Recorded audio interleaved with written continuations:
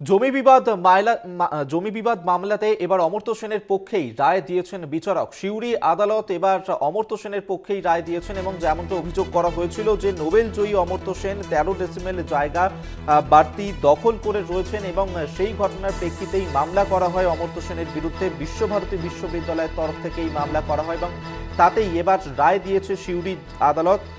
তাতেই জেলা আদালতের তরফ থেকে বলা হয়েছে অমর্ত্য সেনের পক্ষেই এই রায় গিয়েছে। জমি বিবাদ মামলাতে সিউড়ি জেলা আদালতে অমর্ত্য সেনের পক্ষেই রায় বিচারকের। ঋতভাস চট্টোপাধ্যায় আমাদের সঙ্গে টেলিফোনে রয়েছেন, প্রতিনিধি বিস্তারিত জানবো। ঋতভাস।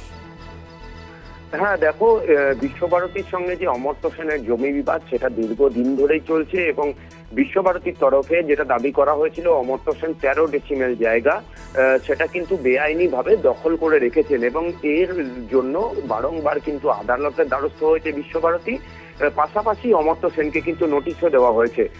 সেই মামলায় কার্যত অমর্ত্য সেনের পক্ষেই দাঁড়ালো আদালত, অন্তত এইটুকুই বলা যায়। আজ এই মামলার রায়দান ছিল এবং সেই রায়দানের ইয়েতে বিশ্বভারতীর যে নোটিশ, অর্থাৎ যে 13 ডেসিমেল জায়গা অমর্ত্য সেন জোর করে দখল করে রেখেছে বলে বিশ্বভারতী যে নোটিশ দেয়, সেই নোটিশও কার্যত খারিজ করেছে আদালত। এবং এখন এটাই দেখার যে এরপরে বিশ্বভারতী আবার আদালতের দ্বারস্থ হয় কিনা ঘটনা নিয়ে, বা এই জল আর কতদূর গড়ায়।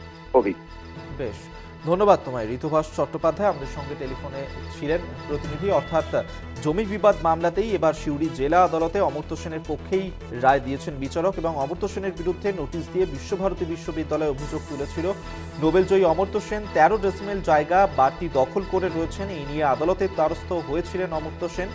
সিউড়ি জেলা আদালতে এই নিয়ে মামলাও চলে এবং বুধবার মামলার রায় দেন বিচারক। তাতেই অমর্ত্য সেনের পক্ষেই যায় এই রায়।